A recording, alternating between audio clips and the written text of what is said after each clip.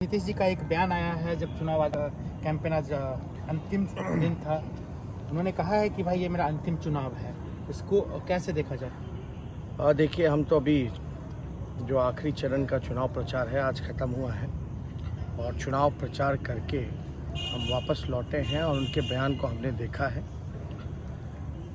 और आप जान रहे हैं कि हम लगातार चुनाव में नौजवान, बेरोज़गार, कमाई, दवाई, पढ़ाई, सिंचाई के मुद्दों को हम लोगों ने उठाया है और महिलाओं की बात हमने की है। हमने नियोजित शिक्षकों को समान काम समान वेतन देने की बात कही है।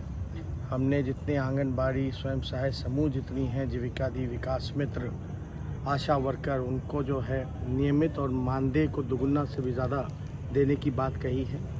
लगभग शिक्षा कुल बजट का 22% शिक्षा का हम लोगों ने कुल बजट के 22% को हम लोग खर्च करेंगे शिक्षा में, इसकी बात कही है।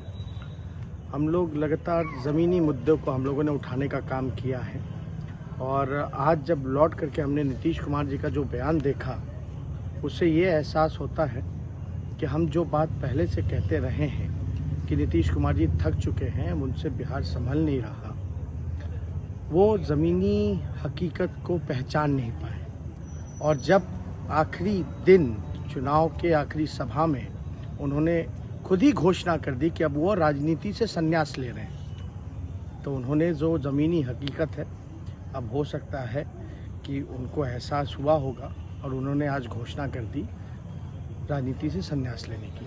लेकिन आपको नहीं लगता है कि ये बात तो पहले भी कह सकते थे, आखिर आज ही उन्होंने क्यों चुना? देखिए, हम तो शुरू से कह रहे हैं ज़मीनी हकीकत को वो पहचान नहीं पाए। हम लोग मुद्दे की बात करते रहे, वो मुद्दे को भटकाने की कोशिश करते रहे और हम लगातार युवा, महिला, आपके किसान, नौजवान, मजदूर, महिलाओं की बात हम लोगों ने की है।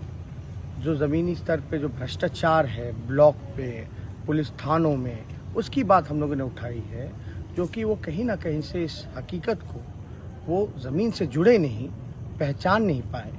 और जब उनको एहसास हुआ, जब चुनाव प्रचार खत्म हुआ, तो उन्होंने घोषणा कर दी संन्यास लेने। पूरा घूमने के बाद उन्हें पता चला, एहसास हुआ, पूरा कैंपेन करने के अब बाद आप तो उन्होंने घोषणा कर दी संन्यासी लेने की। हम तो ये शुरू दिन से ही कह रहे हैं कि वो थक चुके हैं।